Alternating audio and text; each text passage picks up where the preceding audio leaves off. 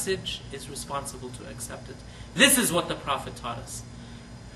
As for that person, the angels, what are the name of these two angels? Munkar and Nakir. They would say to him, they would say to him an insulting expression. They would insult him. And they would hit him with a hammer-like object between his ears. These are your ears, this is between your ears. If you hit a person right here while he's alive, this is a very, it's a point where if you hit a person, you could do some serious damage. If you want to kill a person, maybe you could do some serious damage. Just hit him right in between his ears. And I'm not encouraging you to do that, but I'm saying that this is a very delicate, a very crucial place to hit a person.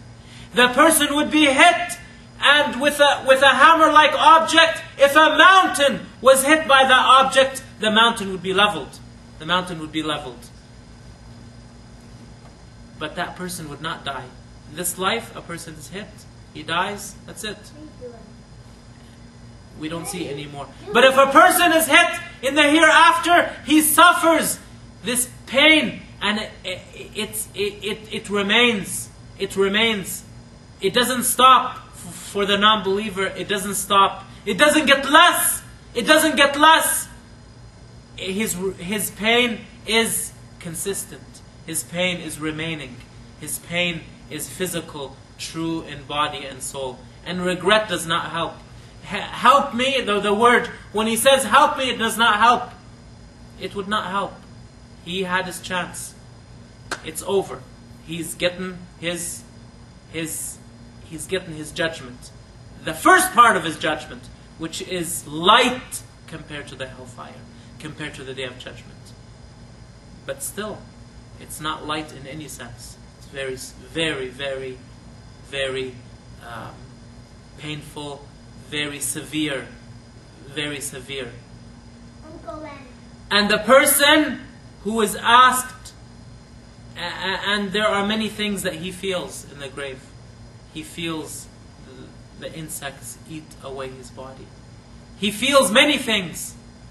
And these things are not feelings of comfort or joy. These things are awful feelings. We ask Allah Ta'ala to protect us from the adab al-qabr, to make us of those who answer with shahadat al-tawheed, la ilaha illallah, Muhammad Rasulullah. We ask Allah to be of those who prepare in this world. What did our master Abu Bakr say? من دخل القبر من دون زاد كان كمن ركب السفينة كان كمن ركب البحر من دون سفينة. The person who goes into the grave with no good deeds is like the person who goes to swim, who goes in the ocean, who goes to sail without a boat. You're going to drown. You're going to harm yourself. This is not... A person is smart. He puts the akhirah number one. He puts the religion number one. And everything else is number two. Everything else is secondary. Number one is the religion. Number one is Islam. Number one is the priority and the meaning of this life. What's the meaning of this life? To worship Allah.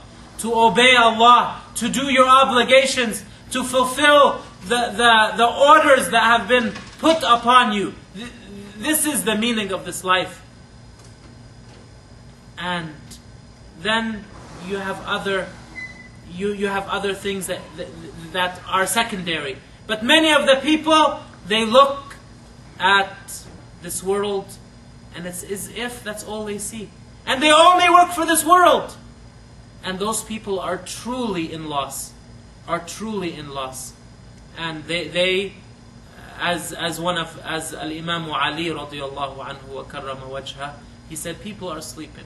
He was speaking about those people who totally neglect the hereafter. He said, and when they die, it's as if they awake. But do they awake to something that they are pleased with or not? So we said that there are groups of people that are exempt, that are not questioned in the grave. That the grave is true.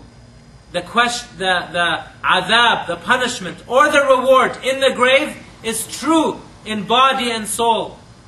And the angels, they question the person, and the person answers based on his deed. And he or she who is saved from the adhab in the grave will also inshallah be saved from the adhab in the hereafter. And it is possible that some people will suffer. Some Muslims, disobedient Muslims, will suffer adhab in the grave, but that adhab won't be for it will be what they got. And Allah will relieve them of the adhab in the hereafter. And it is important for us, Muslim brothers and sisters, to read Quran for our deceased family and friends. Al-Quran is beneficial. Al-Quran is helpful, even to those Muslims who have died. Be warned, and be warned, and be warned about those people who say the Quran doesn't help the dead Muslims. Those people, they are lost. They are lost! They don't know what they're talking about. The Quran is full of benefit to us, and insha'Allah ta'ala to the dead Muslim relatives or family that we have. And we ask Allah ta'ala that we are of those who remember Him in the times of hardships and the times of leisure. We ask Allah ta'ala that we are those who are saved from adhab al-Qabr, and those who answer properly, and who are not full of fear when we see munkar and nakir, and those who encounter the enjoyments of the grave, and those who